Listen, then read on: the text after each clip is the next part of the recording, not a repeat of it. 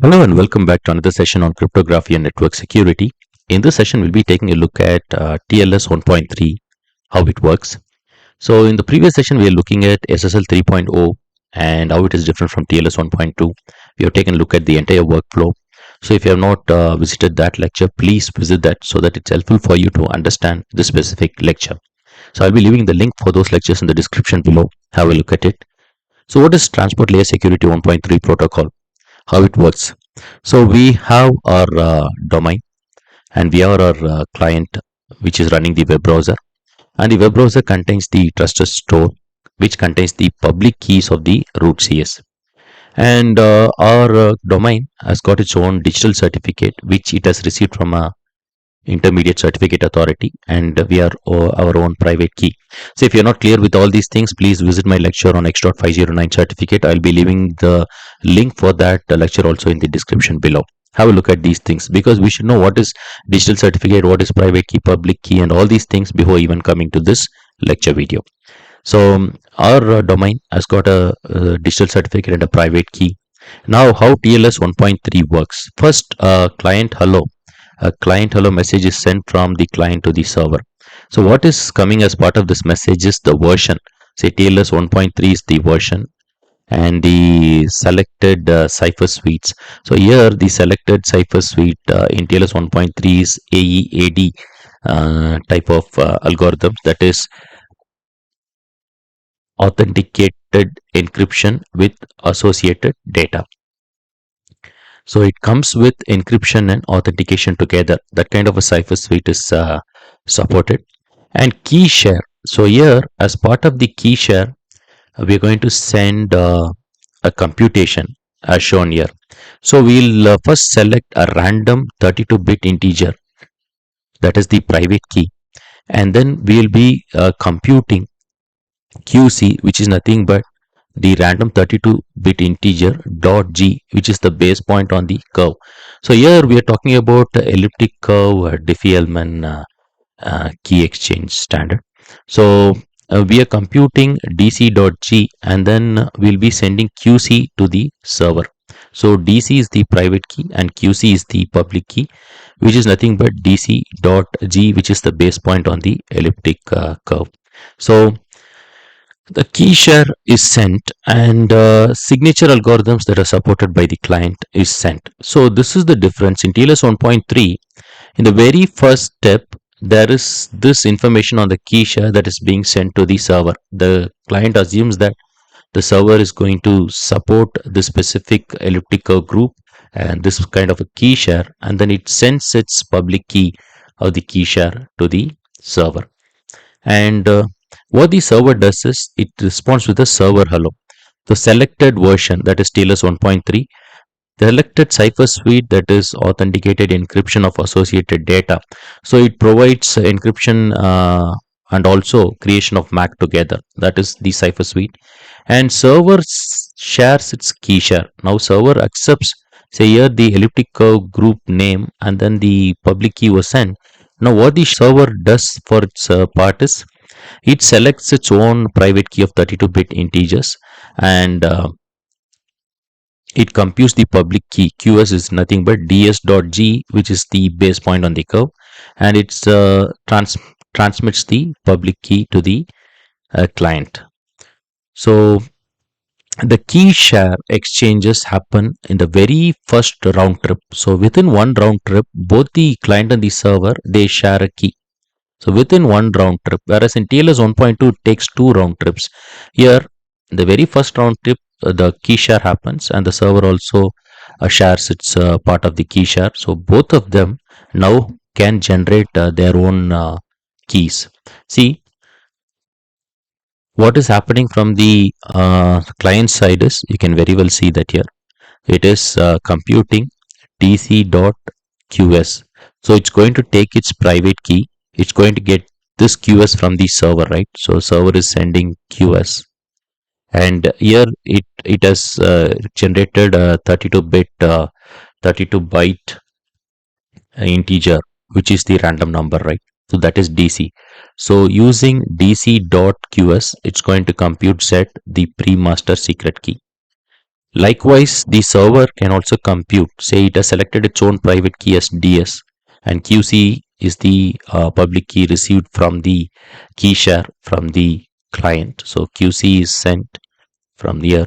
So it's going to use ds.qc to compute the pre-master secret key. Now the pre-master secret key is sent through an HMAC based key derivative function, and this function is used for computing four different keys, that is the client handshake traffic key, server handshake traffic key, client application traffic key, and server application traffic key. Likewise, on the server side, the pre-master key is sent to the key derivative function, and then it generates the same four keys: client handshake traffic key, server handshake traffic key, client application traffic key, and server application traffic key. So after the generation of these keys, the server sends its digital certificate. Let me erase all link on the slide. So what the server sends is the digital certificate of the domain and the digital signature. So it sends its digital certificate containing the public key. The digital signature, what is the digital signature here is, it takes the entire handshake information and then it signs it using its own private key. So that is part of the digital signature here. And then the extensions like protocol settings are also sent. And then there's a server finished message along with a MAC. So this entire thing is encrypted. This entire thing is encrypted using the server handshake traffic key. See, within one round trip, the encryption starts. So in TLS 1.2, the certificate was not encrypted. The X.509 certificates were not encrypted. Whereas in TLS 1.3, we are going to have this certificates and everything that's going from the server to the client encrypted. So that is the basic difference. Let me repeat. In TLS 1.2, the X.509 certificate from the server to the client was not encrypted. Whereas here, we are going to encrypt X.509 certificate plus the digital signature, any extensions, the server finished message, and the MAC using the server handshake traffic key. And the client is going to verify the digital certificates, like it will go to the through the chain of trust, like we have discussed in TLS 1.2 and X.509 lecture videos. It's going to verify the digital certificates sent. It's going to verify the digital signature, and after the verification, it's going to send a client finished message and containing a MAC. So what is this client finished message is going to be is, it's going to use the client handshake traffic key for encrypting this client finished message, and it's going to send. The same thing can be decrypted using the client handshake traffic key in the server. So that's finished the handshake phase in TLS 1.3. Now let's go to the record protocol phase in TLS 1.3. So what happens after that? Now we have the handshake phase done. Now every packet that is transmitted from the server to the client or from the client to the server is actually fragmented if it is of a larger size. So the limit is 2 power 14 bytes. Each record should be of max 2 power 14 bytes. So packets are fragmented such that they don't exceed this size. And after fragmentation, the next step is padding. So based on the packet size, there was a type of attack called the padding or the traffic analysis attack, wherein the hackers can analyze what kind of traffic is going through just by analyzing the length of the packets. To prevent that, each of these packets will be having some kind of padding. So after padding, what is that we do is we had an header. So for every packet, we have an header which contains the content type, whether it is application data or handshake data or its alert. And then we'll have the legacy version. And then we'll also have the length of the packet, the size of the encrypted payload that follows. And after header addition, we are going to have the encryption. So for encryption, we use authenticated encryption with associated data. So what is the use of AEAD protocols is, it uses algorithms like AES-GCM for encryption, and also it creates the MAC tag, the authentication tag. So while you are using this algorithm, the encryption happens, also the authentication tag is also created and added. So this is where we encrypt the packet, and then finally we transmit the packet. The packet is now sent to the server or sent to the client, and it will be decrypted using the corresponding keys on that specific site.